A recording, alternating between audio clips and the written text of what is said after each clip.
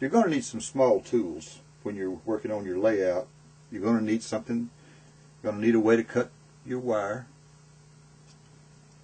cutter. You're going to need a way to bend that wire around terminal posts, etc.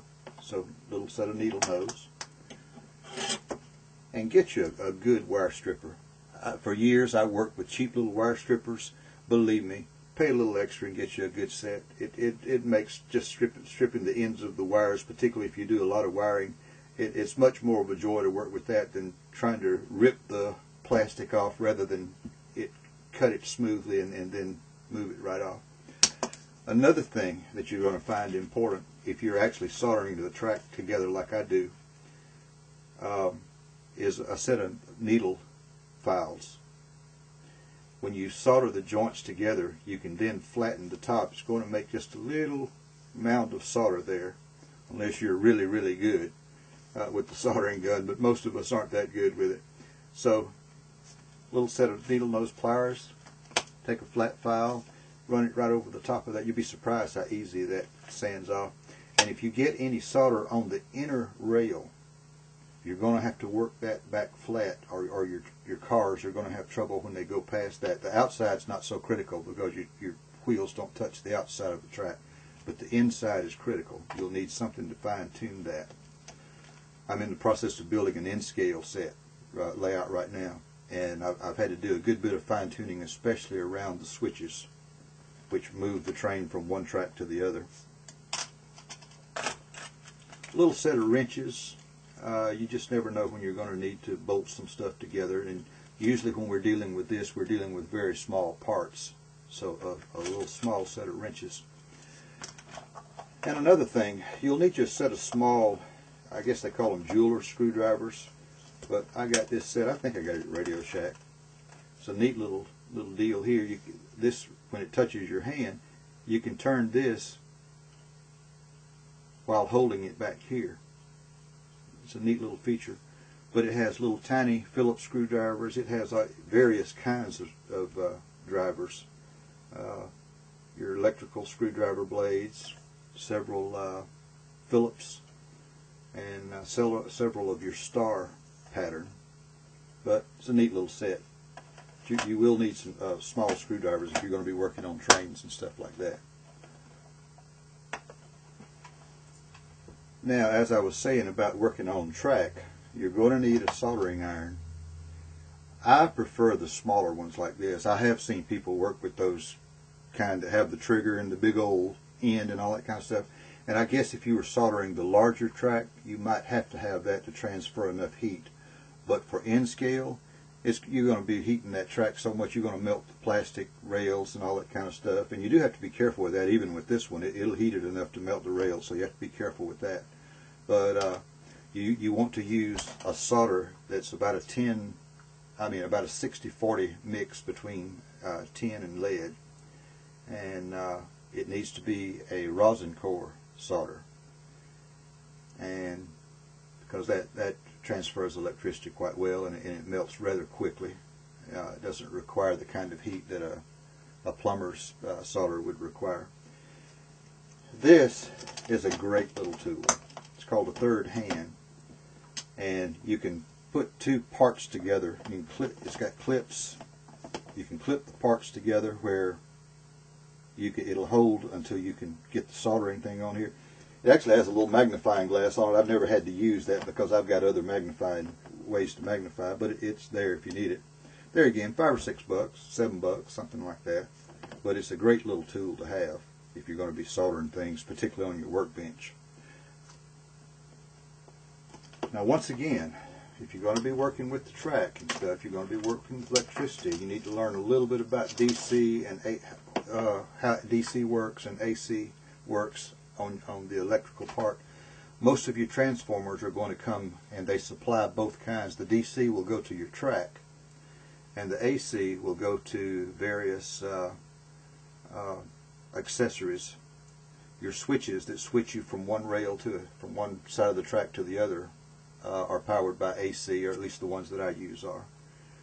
But you need to learn a little bit about a multimeter, because what that does is it tells you when your circuit is good. if you have a break in the circuit, if you measure from one end to the other and there's a break in the middle, it can tell you that. It can read voltages, it can read amperage, it does all kind of things, but you at least need to learn how to do continuity checks where you can tell if the track is solid all the way around or whether it has any gaps in it, and this can tell you that.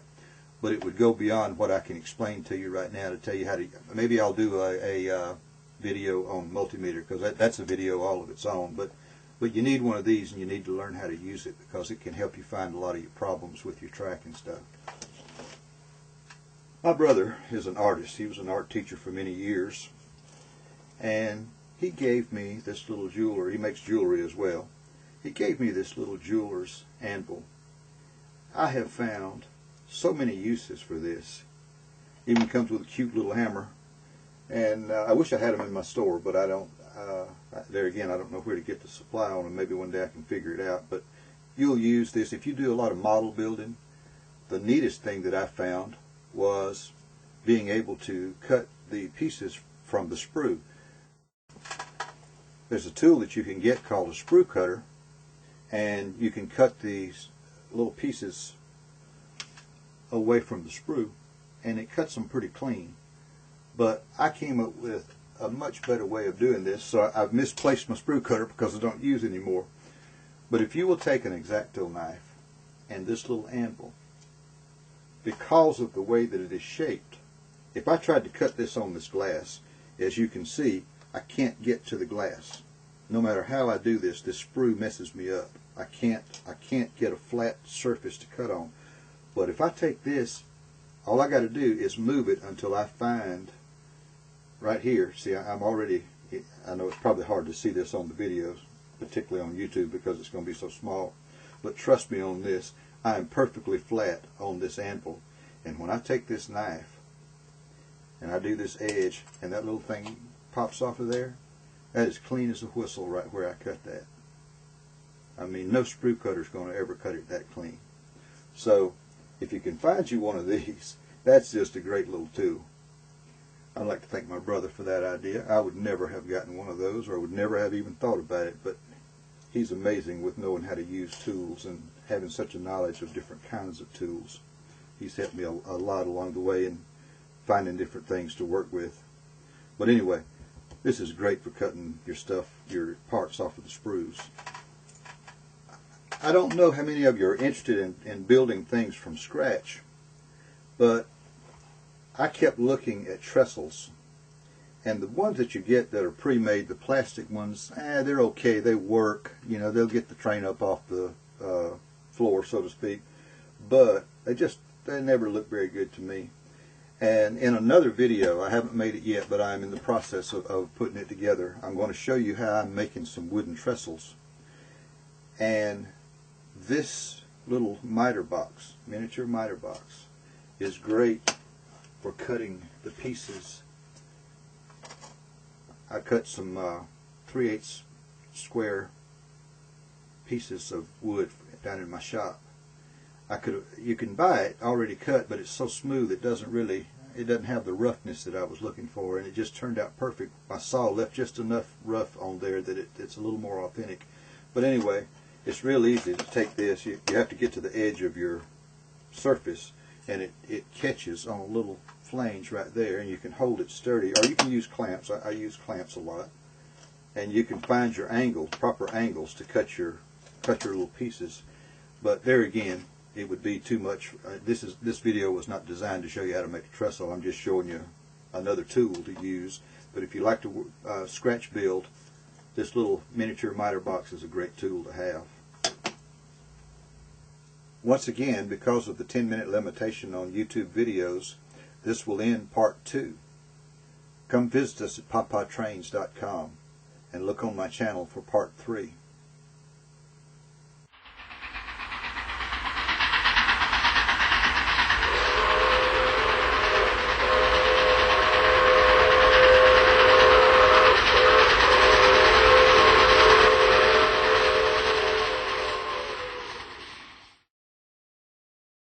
Now don't forget, if you'd like to visit my online store, Papa's Trains, Toys, CDs, and more, just go to papatrains.com and when you get to the landing page, scroll down and you'll see a Papa's Trains logo. Click the logo and it'll take you to my store. See you there.